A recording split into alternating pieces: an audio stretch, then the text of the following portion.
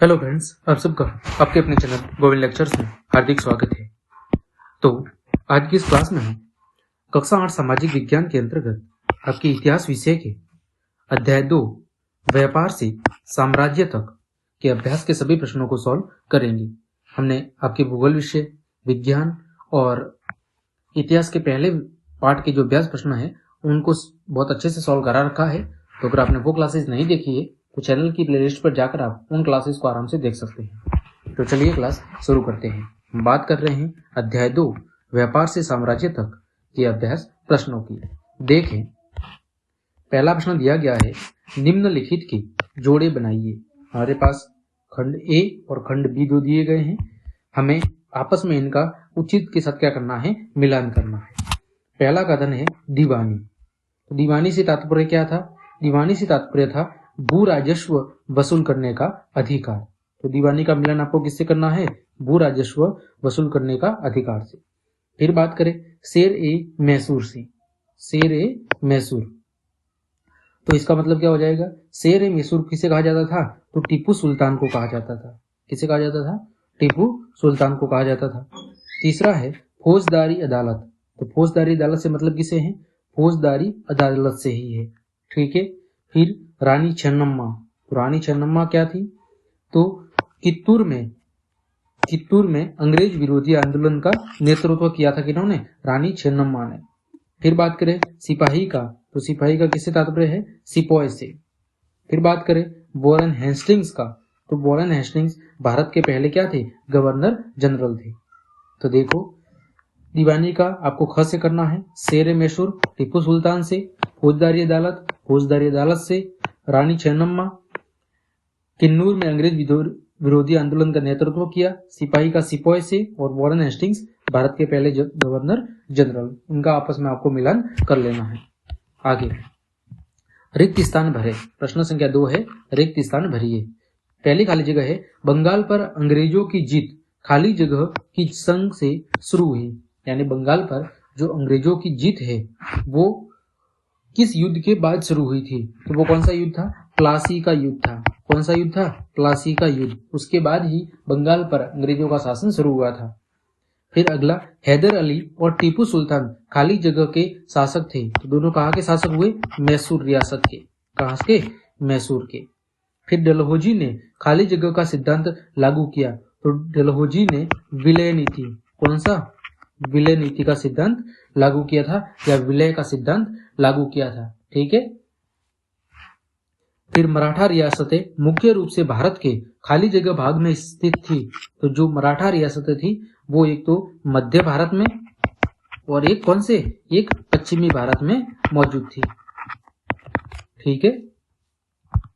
आगे प्रश्न संख्या 3, सही या गलत बताइए। हमारे सामने कुछ वाक्य दिए गए हैं, बताना है कि ये कथन सत्य है या असत्य है। पहला, मुगल साम्राज्य 18वीं सदी में मजबूत होता गया। बिल्कुल गलत। ठीक है। मुगल साम्राज्य है वो 18वीं शताब्दी में नहीं हुआ था, वो 19वीं शताब्दी के बाद हुआ है। फिर English east India company Bharat के साथ व्यापार करने वाली एकमात्र यूरोपीय कंपनी थी। ये भी गलत, क्योंकि इंग्लिश ईस्ट इंडिया कंपनी वो तो विदेशी कंपनी ही थी, वो है ना, वो तो यूरोपीय कंपनी ही थी। फिर महाराजा रणजीत सिंह पंजाब के राजा थे। बिल्कुल सही बात है। फिर अंग्रेजों ने अपने कब्जे वाले इलाकों में कोई शासकीय बदलाव नहीं किए थे। गलत, इन्होंने कई सारे बदलाव किए थे। तो कथन 3 सही है, बाकी सब गलत है। आगे बढ़ते हैं। प्रश्न संख्या 4, यूरोपीय व्यापारिक कंपनियां भारत की तरफ क्यों आकर्षित हो रही थी? यानी ज्यादातर जो यूरोपीय कंपनियां हैं वो भारत की तरफ आकर्षित क्यों हो रही थी, या भारत क्यों आना चाहती थी? इसके पीछे कारण क्या था, वो कारण आपको बताना है। तो देखो, भारत में बनी बारीक सूती कपड़े और रेशम की यूरोप के बाजारों में क्या थी? जबरदस्त मांग थी। किसकी? एक तो सूती कपड़ों की और एक रेशम की। जो यूरोप के बाजार थे वहां पर बहुत ज्यादा डिमांड थी। इसके अलावा मसाले जैसे काली मिर्च, लौंग, इलायची और दालचीनी, इनके भी यूरोप के बाजारों में क्या थी? बहुत ऊंची मांग थी। इन चीजों को भारत से सस्ते दामों में खरीदकर यूरोप के बाजारों में ऊंची कीमतों पर बेचने से बहुत क्या होता था? लाभ या मुनाफा होता था। और इसी मुनाफे के मकसद से ठीक है, इसी मुनाफे के मकसद से जो यूरोपीय कंपनियां थी वो भारत की तरफ क्या हो रही थी, आकर्षित हो रही थी और ज्यादा से ज्यादा क्या करना चाहती थी, व्यापार करके वो लाभ कमाना चाहती थी। आगे प्रश्न संख्या 5, बंगाल में नवाबों और ईस्ट इंडिया कंपनी के बीच किन बातों पर विवाद थे। बंगाल में जो नवाब थे और वहां पर ईस्ट इंडिया कंपनी, उनके बीच में किन बातों पर विवाद या झगड़े होते थे। देखो, पहला कारण क्या था, बंगाल के नवाबों ने कंपनी को रियायतें देने से क्या कर दिया था, इनकार कर दिया था और व्यापार का अधिकार देने के लिए कंपनी से नजराने मांगने लगे। इसके बदले कंपनी से, वो नजराने का मतलब है समय समय पर जो टैक्स दिया जाता था वो मांगने लगे। दूसरा, नवाबों ने कंपनी को सिक्के ढालने का अधिकार नहीं दिया और उनकी किलेबंदी को बढ़ाने से भी क्या कर दिया, रोक दिया था। तीसरा कारण, कंपनी पर धोखाधड़ी का आरोप लगाते हुए नवाबों ने दलील दी थी कि उनकी वजह से बंगाल सरकार की जो राजस्व वसूली है, जो टैक्स है, वो क्या होता जा रहा है, कम होता जा रहा है।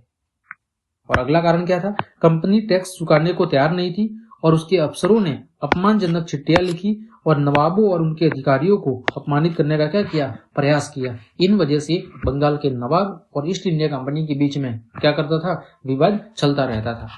आगे प्रश्न संख्या 5, दीवानी मिलने से ईस्ट इंडिया कंपनी को किस तरह फायदा पहुंचा। तो देखो, क्या फायदा हुआ दीवानी मिलने से। पहला कारण, दीवानी मिलने के कारण कंपनी को बंगाल के विशाल राजस्व संसाधनों पर क्या मिल गया, नियंत्रण मिल गया। दीवानी का मतलब क्या है, दीवानी का मतलब है कि जो अर्थव्यवस्था है, जो टैक्स वसूलने का काम है, वो अंग्रेजों के हाथ में था, ठीक है, और केवल शासन का काम किसके हाथों में था, वो नवाब, बंगाल के नवाब या जो राजा महाराजा थे उनके हाथ में था। यानी पैसों से संबंधित जो भी काम था वो कौन करेगी, ईस्ट इंडिया कंपनी करेगी, और शासन से संबंधित जो भी काम है वो कौन करेंगे, राजा महाराजा करेंगे। तो जब पैसों का सारा कंट्रोल ईस्ट इंडिया कंपनी के हाथ में आ गया, तो अब क्या फायदा हुआ कि जितना भी राजस्व यानी कर था, टैक्स था, वो टैक्स कौन वसूलता था, वो अब कंपनी वसूलने लगी, जिसके कारण टैक्स पर यानी पैसों पर सीधा कंट्रोल उनका आ गया। दूसरा, दीवानी मिलने के बाद अंग्रेजों को ब्रिटेन से सोना भारत लाने की आवश्यकता नहीं थी, यानी अब पैसे का कंट्रोल सब उनके पास है। तो पहले वो पैसों के लिए क्या करते थे, ब्रिटेन से सोना लाते थे और उसके बदले वो पैसे प्राप्त करते थे, लेकिन अब उन्हें पैसा वहीं से मिल रहा है, तो सोना लाने की जरूरत नहीं है, क्योंकि कंपनी को भारत में ही माल बेचकर धन कमाने की क्या मिल गई, छूट मिल गई थी। इस कारण से अब वो यहीं पे माल बेच के पैसा कमाते थे और उन्हें अपने फायदे के लिए ब्रिटेन से सोना लाने की कोई जरूरत नहीं थी। अगला, दीवानी मिलने से अंग्रेजों की आय क्या होगी, बढ़ गई, जिससे कंपनी अपने कई सारे खर्चे और अपनी फौज के लिए सारे खर्चे इसी आय में से क्या कर सकती थी, पूरे कर सकती थी।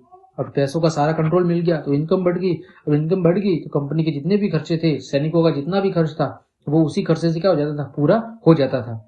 अगला, कंपनी की आय बढ़ने से कंपनी ने कलकत्ते में किलों और दफ्तरों के निर्माण का काम जोर शोर से क्या कर दिया, शुरू कर दिया। तो ये सारे क्या थे, दीवानी मिलने से ईस्ट इंडिया कंपनी को होने वाले फायदे थे। आगे बढ़ते हैं, east India company Tipu Sultan को खतरा क्यों मानती थी। जो ईस्ट इंडिया कंपनी है वो टीपू सुल्तान को अपना खतरा या दुश्मन क्यों मानती थी, उसके पीछे कारण क्या था। तो देखो, पहला कारण था, टीपू सुल्तान 1782 में कहाँ का शासक बना, मैसूर रियासत का शासक बना। उसने 1785 में अपनी रियासत में पड़ने वाले बंदरगाहों से चंदन की लकड़ी, काली मिर्च और इलायची के निर्यात पर क्या कर दी, रोक लगा दी कि यहाँ से इनको नहीं बेचा जाएगा, या यहाँ से किसी भी इन चीजों का परिवहन नहीं होगा। दूसरा, सुल्तान ने स्थानीय सौदागरों को भी कंपनी के साथ व्यापार करने से क्या कर दिया, रोक दिया। तीसरा, टीपू सुल्तान ने भारत में रहने वाले फ्रांसीसी व्यापारियों से क्या बना लिए, घनिष्ठ संबंध बना लिए, यानी अंग्रेजों की बजाय उसने किससे, फ्रांसीसियों के साथ अपने रिलेशन बनाए। अगला, टीपू सुल्तान ने फ्रांसीसी व्यापारियों की सहायता से अपनी सेना का क्या किया, आधुनिकीकरण किया, और समय समय पर अंग्रेजों के साथ उसकी लड़ाइयां चलती रहती थी। इस कारण से अंग्रेज टीपू सुल्तान को क्या मानती थी, एक दुश्मन या खतरा मानती थी। अगला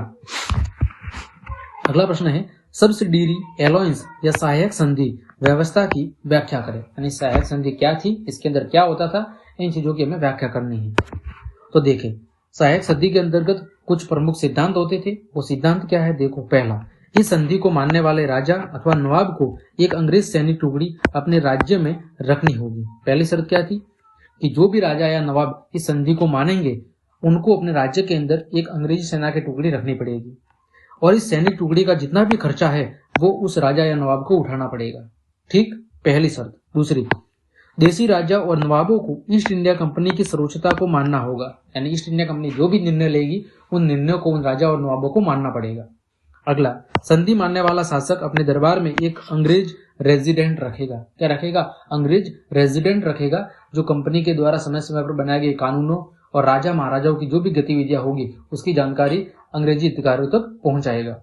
अगला, संधि मानने वाला शासक अपने दरबार में किसी यूरोपियन को नहीं रखेगा, किसी भी अन्य यूरोपियन को वो नहीं रखेगा, जैसे फ्रांसीसी, पुर्तगाली, डच, उनको नहीं रखेगा, केवल एक अंग्रेज अधिकारी होगा।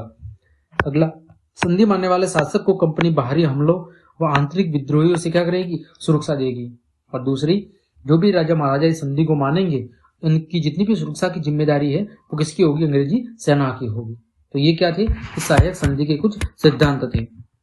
अगला प्रश्न है, कंपनी का शासन भारतीय राजाओं के शासन से किस तरह अलग था? कंपनी का शासन भारतीय राजा महाराजाओं के जो शासन की व्यवस्था थी उससे कैसे अलग था वो आपको बताना है।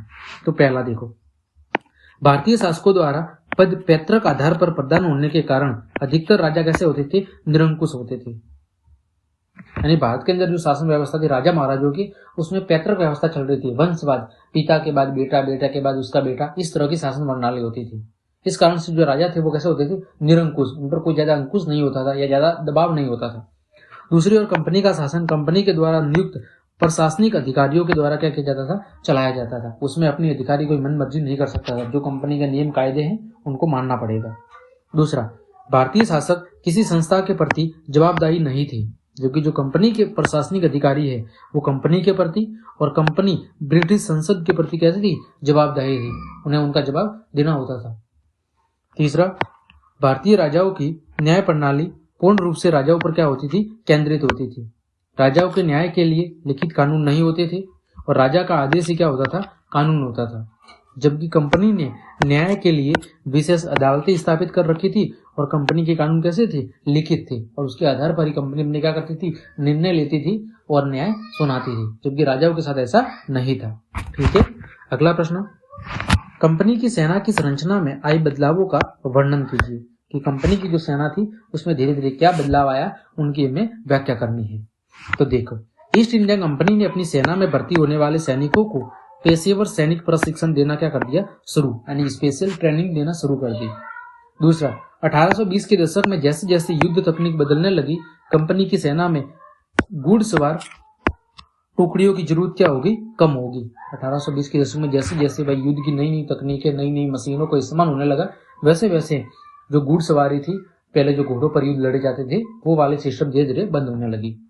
अगला, कंपनी की सेना के सिपाहियों को बदलती सैनिक आवश्यकताओं का ध्यान रखना पड़ता था और अब उनकी पैदल टुकड़ी ज्यादा महत्वपूर्ण होती जा रही थी। ठीक है। चौथा, सिपाहियों को यूरोपीय ढंग का प्रशिक्षण, अभ्यास और अनुशासन सिखाया जाने लगा। पांचवा, कंपनी के सैनिकों का जीवन पहले की अपेक्षा कहीं अधिक क्या हो गया? अनुशासित बन गया। तो ये क्या थे? कुछ होने वाले बदलाव थे जो कंपनी की सेना में आए थे। तो इस प्रकार हमने आपके अध्याय 2 के जितने भी अभ्यास के प्रश्न थे उन सभी प्रश्नों को बहुत अच्छे से जान लिया है। तो क्लास देखने के लिए आप सभी को धन्यवाद। अगर आपको ये क्लास पसंद आई है तो फिर लाइक, कमेंट, शेयर और सब्सक्राइब जरूर करें। धन्यवाद।